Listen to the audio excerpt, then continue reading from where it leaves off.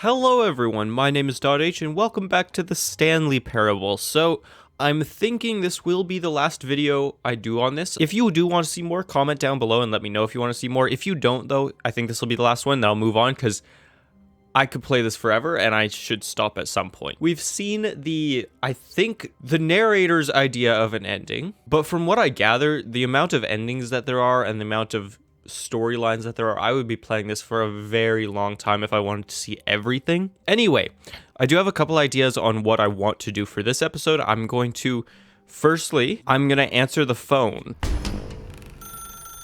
That's her, Stanley. There we go. 427. Stanley, is that you? Hold on, sweetie. Sorry to keep you waiting. I'm just pulling the bread out of the oven. All right. Okay, there we go. All right, now, I want you to come in and tell me all about your day.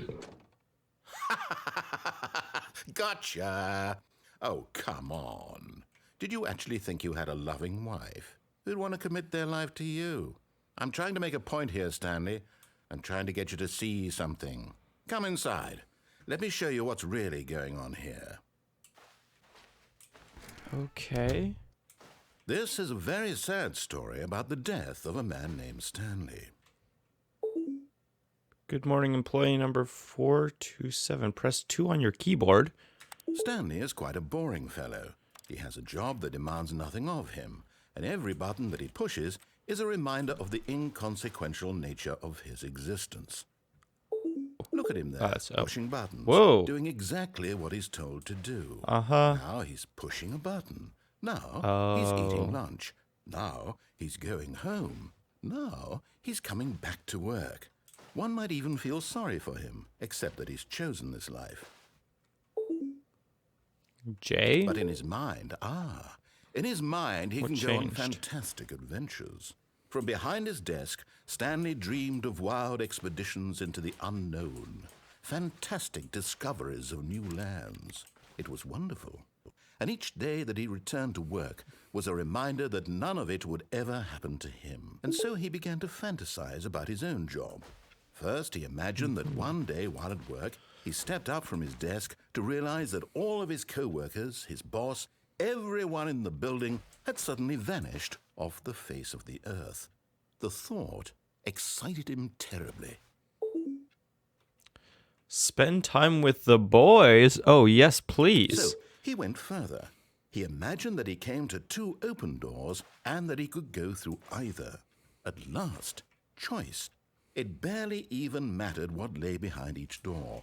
The mere thought that his decisions would mean something was almost too wonderful to behold.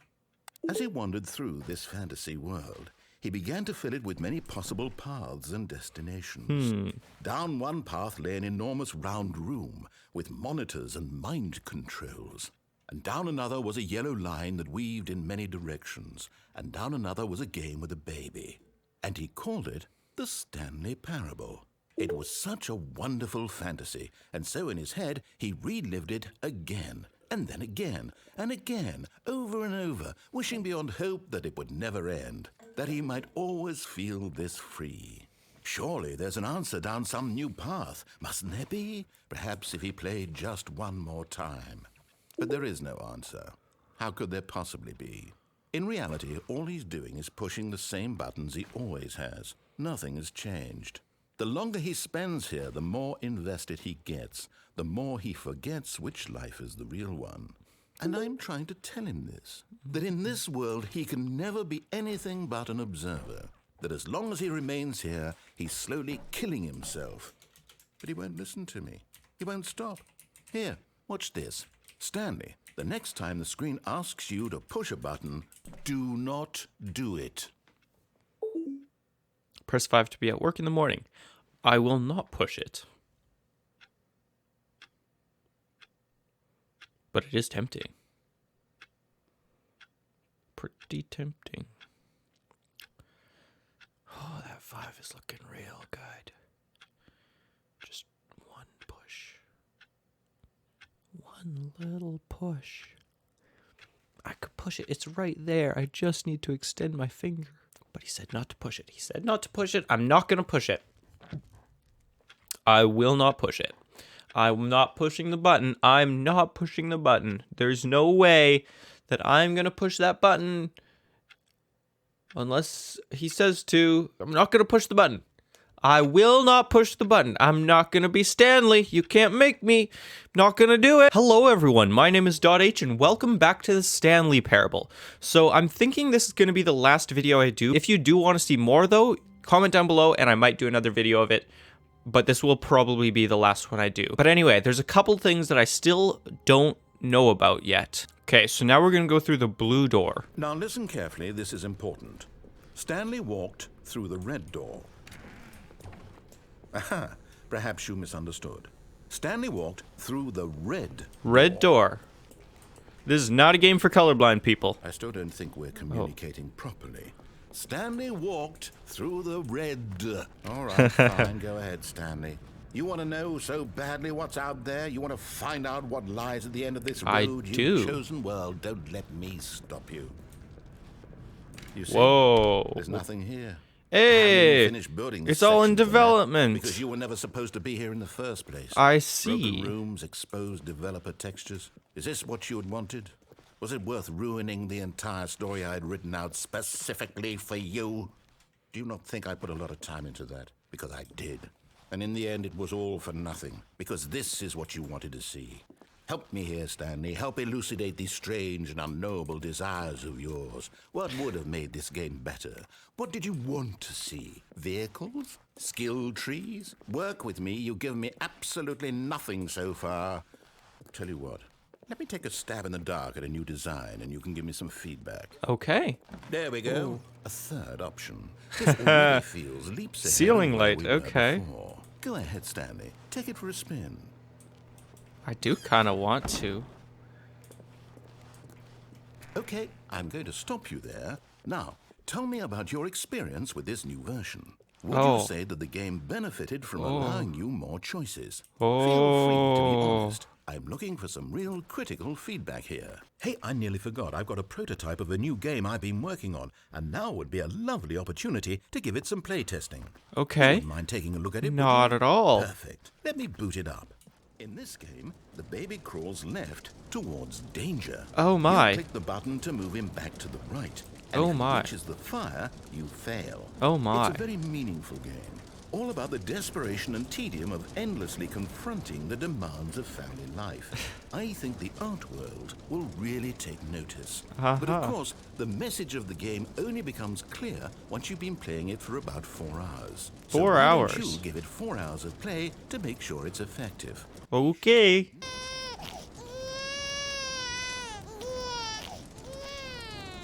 Did you do it because you hate babies or purely to spite me? I mean, because if it's the latter, well, I don't know what to do. I'm completely out of ideas. I can't think of a single thing that might improve the experience for me. I'm not even going to try. I'm out. I'm done. It's over. Thank you for playing. Your input was extremely valuable. You're welcome. Oh, hey, since my game was so awful, why don't we play someone else's game? Sure. Just to ease the pain. Let's see. What do we have here? Yes, this seems like it'll work. Let's give it a shot. Hey, it's Minecraft. Any better? At last, the one thing you've always desired. I can't click on. I had absolutely nothing to do. I can't jump. But is it enough? I can't. I can't break the blocks. Will it ever be enough? I Well, can't. I'll say this: I'm done making things for you. From now on, I I'm will trapped. only create to fulfill a greater artistic purpose. Watch this, Stanley. I'm going to build a house.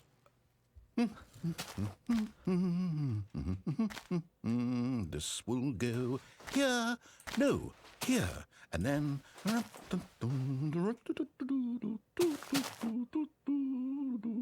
Let's see, what does it need? Yes, of course. And just to finish it all off, yes, it's complete. I made this, Stanley. Look at it. Gaze upon my work of art and feel ashamed at your own inadequacy. It's very nice. But you've only seen it from the outside. You've only gotten half the experience. Please, step inside and make yourself comfortable. Thank you. I can't. Isn't Okay, it I can go in. grand? It is. Isn't it perfect? It's It cozy. could only be better if... Wait, that's it. We must rebuild it out of diamond. Diamond everything. Yes, yes, yes. Come along, Stanley. We have to go mining. Okay, we're going mining, guys.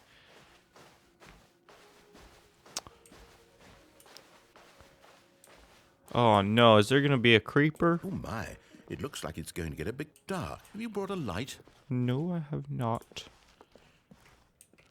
I just made a choice. Oh, no, no, no. Hey, no, there's no. This is far more iron! open-ended Iron! than I Hey, look, had iron! I'm looking for something more Oh, there's a narrow and noise. linear. Something that makes you feel utterly irrelevant. This won't do at Oh, all. 1 out of 5. Even the diamonds okay. couldn't save this one. Okay, new game.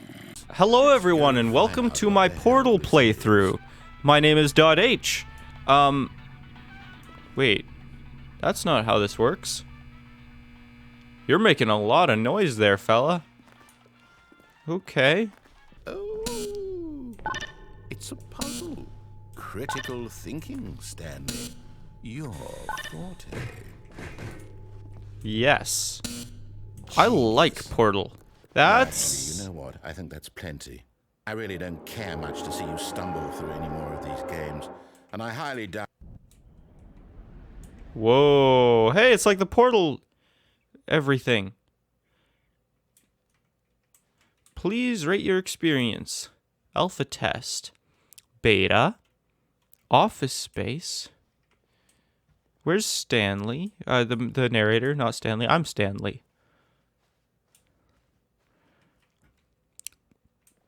Do I go this way? Nope, that way ends. I guess I go this way. Filing cabinet. No, that one ends as well. Well...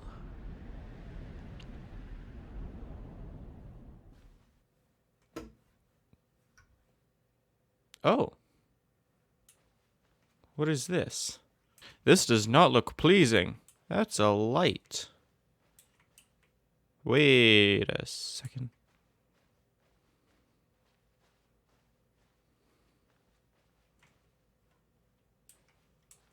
Why is there a light?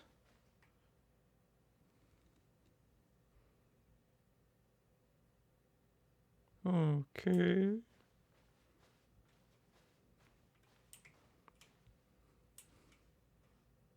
Narrator? Okay, well, that's interesting. I wonder what he found. If what he wanted was to be the leading man in his own story, well, perhaps he's gotten it. Down in wherever he is right now. I wonder if he's happy with his choice, and if he's learned the heavy cost that comes with it. He'll understand soon what I was trying to tell him. He needs me. Someone who will wrap everything up at the end, to make sense out of the chaos and the fear and the confusion. That's who I am. That is what I mean to this world. Oh, yes. Yes, I'll be back. There's no other way. Once this ends, after it all comes to a close, then I'll be back. The end will be here soon. Very soon. I can wait.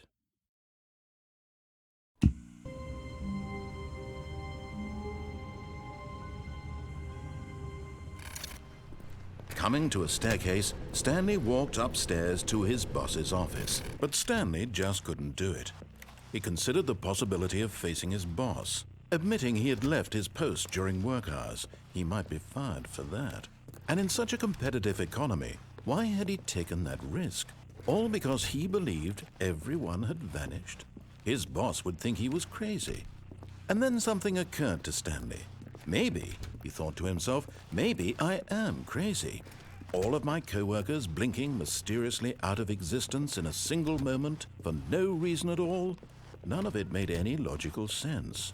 And as Stanley pondered this, he began to make other strange observations. For example, why couldn't he see his feet when he looked down?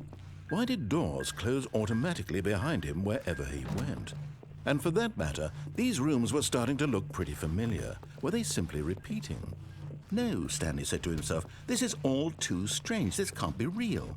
And at last, he came to the conclusion that had been on the tip of his tongue. He just hadn't found the words for it. I'm dreaming, he yelled. This is all a dream. Oh, what a relief Stanley felt to have finally found an answer, an explanation. His co-workers weren't actually gone. He wasn't going to lose his job. He wasn't crazy after all. And he thought to himself, I suppose I'll wake up soon. I'll have to go back to my boring real-life job pushing buttons. I may as well enjoy this while I'm still lucid. So he imagined himself flying and began to gently float above the ground. Then he imagined himself soaring through space on a magical starfield, and it too appeared. It was so much fun, and Stanley marveled that he had still not woken up. How was he remaining so lucid? And then perhaps the strangest question of them all entered Stanley's head. One he was amazed he hadn't asked himself sooner. Why is there a voice in my head dictating everything that I'm doing and thinking? Now the voice was describing itself being considered by Stanley, who found it particularly strange. I'm dreaming about a voice describing me, thinking about how it's describing my thoughts, he thought. And while he thought it all very odd and wondered if this voice spoke to all people in their dreams, the truth was that, of course, this was not a dream. How could it be? Was Stanley simply deceiving himself, believing that if he's asleep, he doesn't have to take responsibility for himself? Stanley is as awake right now as he's ever been in his life. Now, hearing the voice speak these words was quite a shock to Stanley. After all, he knew for certain, beyond a doubt, that this was in fact a dream. Did the voice not see him float and make the magical stars just a moment ago? How else would the voice explain all that? This voice was a part of himself too. Surely, if he could just... He would prove it. He would prove that he was in control, that this was a dream. So he closed his eyes gently, and he invited himself to wake up. He felt the cool weight of the blanket on his skin, the press of the mattress on his back, the fresh air of a world outside this one. Let me wake up, he thought to himself.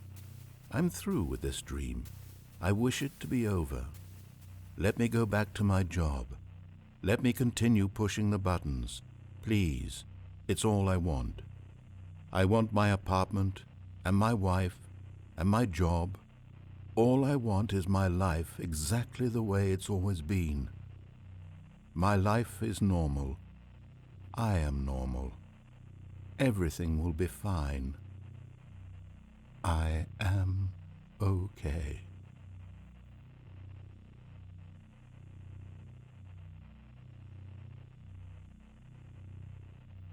Stanley began screaming.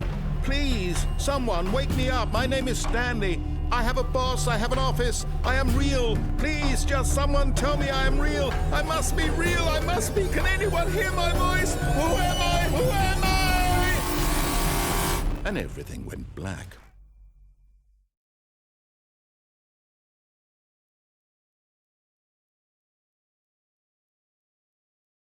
This is the story of a woman named Mariella. Mariella woke up on a day like any other. She arose, got dressed, gathered her belongings, and walked to her place of work.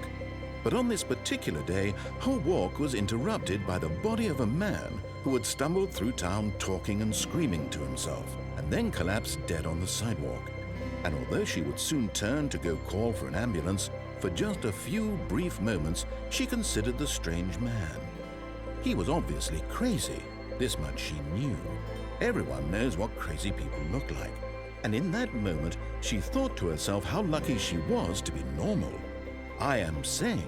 I am in control of my mind. I know what is real and what isn't. It was comforting to think this, and in a certain way, seeing this man made her feel better.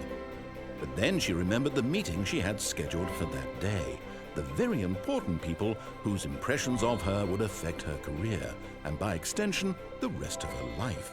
She had no time for this, so it was only a moment that she stood there, staring down at the body. And then she turned and ran.